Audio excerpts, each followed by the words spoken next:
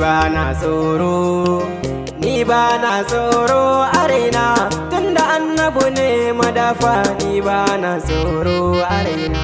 Annabi ne dodar kun ga gidan kyauta habibi, mun zo mai maula, mun zo mai maula gunka. Ranan tashin alkiyama annabi kai ɗai ne jigon nan, mu rinka yabo ga annabi, ni shi ne dai nake bi, ko da kaji da zabbi su ma shi ne suke bi. Balle ni ɗan adam ne ya za a yi ba zan bi annabi ba. Kai kaka kara kaka ni annabi kai na dauka, duka halitta ba kamar ka kuma ba na nuna shakka. Kai ne riban halittu duniya har ma da kiyaman nan,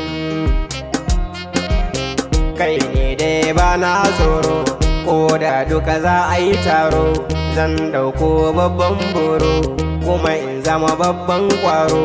Kun yabon annabi na zama gaba ko da makiya ba sa kauna ba. Rabbi gunka nake yin roko, na dauko babban sako, a ciki ka sako mini karko, don na tsara yabon mai iko, don na tsara yabon mai iko, duka halitta shi suke kauna. Ƙaunarsa da daɗi walla, kun ga shi ya kawo sallah, in ka yi tafa baka da illa, kuma zai share maka kwalla. Annabi kai ka mana komai, ƙaunarka ba za mu daina ba. Iyaye na ma na so, kanne na ma duka na so, dangina duk suna so, ni ma aina yau na so. Kun ƙaunar da Rasulallah wallahi a raina ya zauna.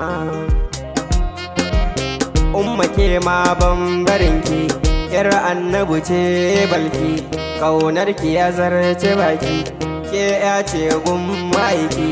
Umma ni ƙaunarki nake yi, ki saka a yabo na zama gaba.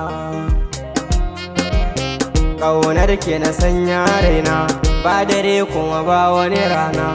Umma na roƙa zan zauna, kun tsara yabonki na ƙauna. Dukkan lamari ki zama gabarai, yano ya zo gunnana.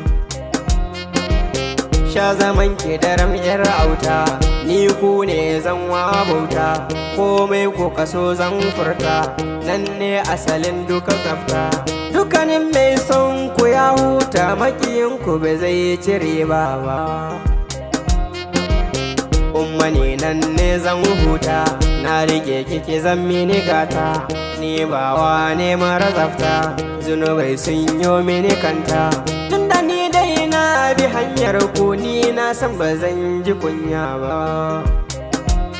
Nabi ne, Fatima ne, annabu ne, Fatima ne, annabu ne, yar annabu ne, yar annabu ne Fatima.